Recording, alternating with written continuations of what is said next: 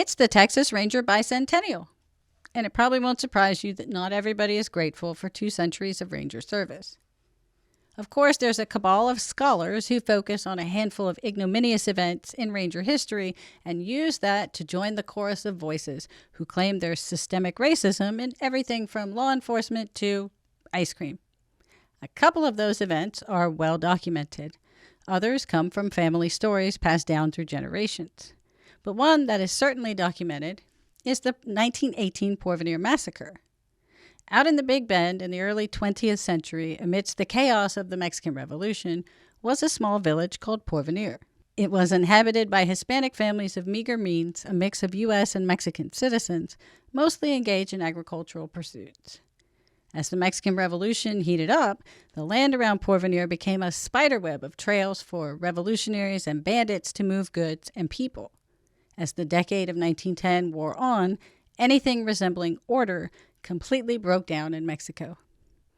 El Paso became a revolving door that bandits, money, and munitions moved through constantly. Revolutionary raids and those carried out by non-revolutionary bandits became commonplace at ranches on the Texas side of the border. Americans were killed in the interior of Mexico simply because they were American. Mexicans and Americans of Mexican descent were killed by Americans because they were Mexican. In 1915, the Plan of San Diego was discovered in the Rio Grande Valley, calling for the extermination of all white men and returning the southwestern American states to Mexico. Obviously, that turned the heat up on the border just a little bit more. Immediately after the discovery of the Plan of San Diego, Governor Colquitt cranked those tensions up another notch by sending Ranger Captain James Monroe Fox, a man who had no problem with summary justice, to deal with banditry and violence on the border. Oh, and let's not forget World War I, that little thing that happened. In 1917, there was the Zimmerman telegram that laid out German plans to entice the U.S. into a war with Mexico so that U.S. resources would be expended against Mexico instead of in Europe against the Germans. So this is just a shallow thumbnail view of events that preceded the Porvenir Massacre. Without this context of border chaos and violence and world war, the following Twitter thread might hit you a little differently. So let's get into what refusing to forget, that's what the anti-Ranger group call themselves, had to say on the anniversary of Porvenir. The anniversary just passed. Quote, on this day, on January 28, 1918, Texas Rangers massacred 15 men and boys at the village of Porvenir, Texas, in what is perhaps the single most notorious and consequential event in the history of the Ranger Force. Yes, on January 28, 1918, 15 men and boys over the age of 15 were indeed murdered by Texas Rangers and some local ranchmen without due process at the order of Captain Fox. Now, Fox, for his part, said that the men of Porvenir were taken out for questioning, that the Rangers were then fired upon by some men other than the men they were questioning, and that because it was pitch black, the Rangers lay down returning fire on all moving objects in front of them. The next morning, Fox claimed he learned that 15 Mexicans in total had been killed. An investigation was requested by the Mexican ambassador, and the U.S. government took up an investigation. Witnesses from the 8th U.S. Cavalry, who had escorted the Rangers into Porvenir on the night of the massacre, well, their version of events differed significantly from what Captain Fox said. Fox wasn't there, and he didn't witness the massacre, though he did dispatch 7 Rangers to Porvenir. And the 8th Cavalry said that they stayed on the edge of Porvenir after escorting the Rangers and the cattlemen there. Not a single soul survived the massacre to be a witness. So there were no witnesses other than the men who pulled the trigger. But back to the tweet. Most notorious event? Probably. Most consequential event in 200 years of history? Probably not. Porvenir was a small and remote but proudly independent community. Mexican descent families raised livestock, grew produce and cotton, irrigated their lands, and maintained a school in the harsh Chihuahuan desert on the banks of the Rio Grande. Being proudly independent, that means not being ruled by any state or federal government, was a hallmark of all the people of the borderlands. And the school was maintained by a man named Harry Warren, an Anglo man who had married a woman whose family lived in Porvenir just a few years before the massacre. The ostensible reason for the presence of Company B was a raid on the prominent Anglo-owned Bright Ranch in December by Villistas from Mexico, although no evidence surfaced connecting the residents of Porvenir to this attack. Okay, the Christmas Day 1917 raid on Lucas Bright's ranch resulted in 3 dead and the ranch store robbed and some horses taken off. The bandits' robbing of the Busy Bee ranch store was interrupted by the arrival of a mail wagon. The raiders shot 2 Mexican passengers in the mail wagon. And the driver, Mickey Welch, well, they strung him up from the ceiling of the store and they slit his throat. Whether it was Villistas or Carranzistas wasn't clear then, and it isn't clear now. It was reported by Captain Fox that items stolen from the Bright Ranch store were found at Porvenir. Of course, those goods could have been traded by the raiders to citizens of Porvenir, or Fox could have been outright lying. Moving on. Company B was under the command of James Monroe Fox, who in recent years had openly boasted of killing Mexican descent people without even a semblance of due process.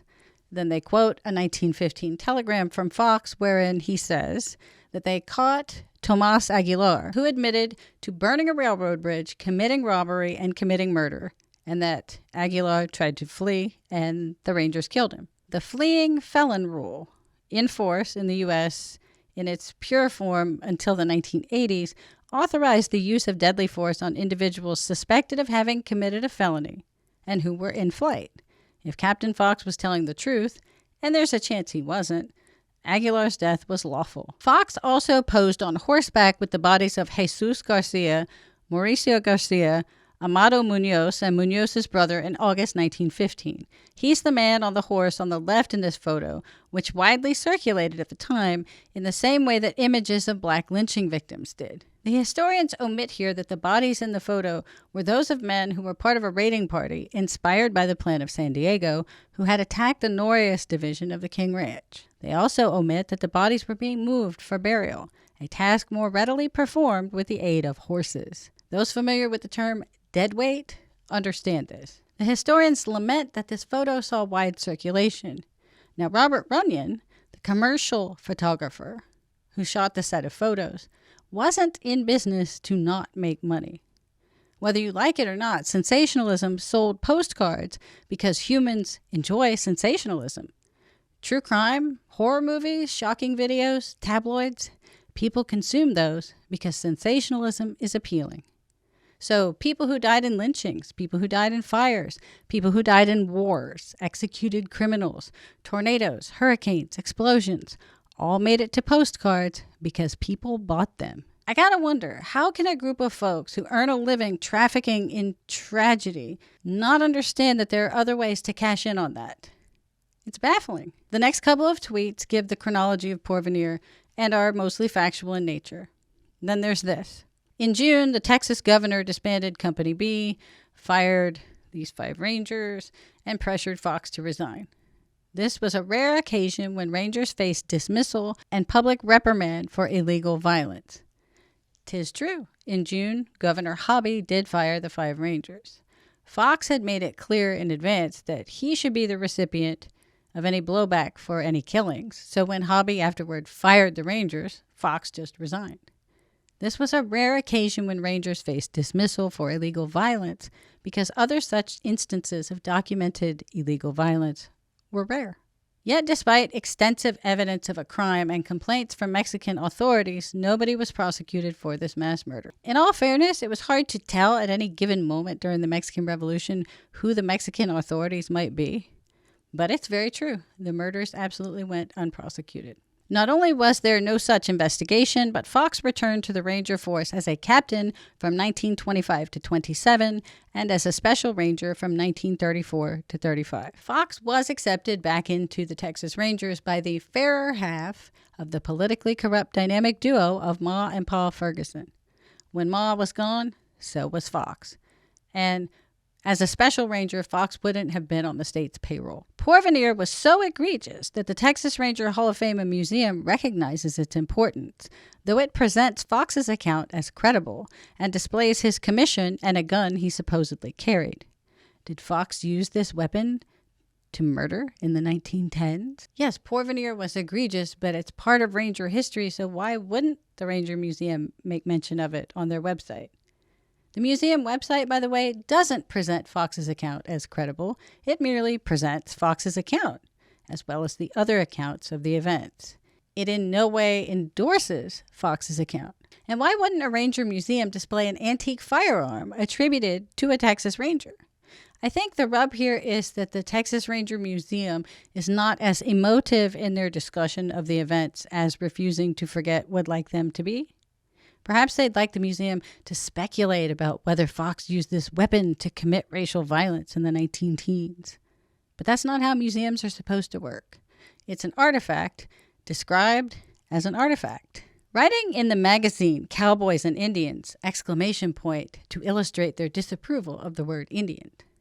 Texas Ranger Hall of Fame and museum staffer Jody Ginn denies massacre was state-sanctioned, falsely stating that Fox and others were indicted, not mentioning Fox's rehiring, and ignoring the glowing exhibit in Fox's honor. Okay, a few points here. The virtue signaling ! Is hilarious. The byline is the Cowboys and Indians editors, not Jody Ginn. What a curious and presumptive error on the part of these well-educated scholars. Speaking of errors among peers, Dr. Jody Ginn is the director of development at the museum. I gotta think that the Refusing to Forget folks just forgot this fact because they might have made more hay with Dr. Ginn's title had he actually written this article in the first place. The article does make some errors. Claiming there were indictments is one of them. Claiming Fox was fired is another. As for the glowing exhibit in Fox's honor, no such thing exists. Findings from a long-time archaeological dig into the site were published in 2022, revealing the wide range of ammunition used and confirming the accounts of Flores, Keel, and others that this was a massacre rather than a battle. So much context missing here. The archaeology has been ongoing since 2015, and rather than revealing a wide range of ammunition and confirming the account of Keel, it may actually put Keel, a cavalryman, in the hot seat. The archaeology shows, chillingly, the proximity of the bullet fragments to the place from where the shots were fired. But it also shows U.S. Army rounds mixed with those that would have been in use by the Rangers. It's possible that the Rangers borrowed some ammo from the cavalrymen. It's also possible that the U.S. Army was a party to the killings. But because Refusing to Forget needs to lay this neatly at the feet of the Texas Rangers, that goes unmentioned. As part of Refusing to Forget's efforts, Monica Munoz Martinez applied for a historical marker from THC. It was unveiled in 2018, though not without opposition from members of the county's historical commission. All of Monica Munoz Martinez's research rests on family stories handed down from descendants of people killed at Porvenir. The family lore of Bright descendants that says people of Porvenir were party to the Bright Ranch raid is lambasted and scorned. So the stories of Mexican and Tejano families are valid if they serve the narrative, but the stories of those other families are not because they don't. Seems fair. When THC approved the marker, they indicated interest in placing a marker at the site of the Bright Ranch raid to mark the violence there and the innocent people killed. Monica Munoz Martinez balked at this, saying that history has been written about and doesn't need a marker. True story, not all dead innocents are created equal. If you hope for acknowledgement of Porvenir from the Texas Ranger Hall of Fame and Texas DPS, please circulate this thread and tag them. Now, Refusing to Forget done forgot that a couple of tweets back, it said Porvenir was so egregious that the museum recognizes it. Now, y'all might argue Twitter makes it hard to provide nuance.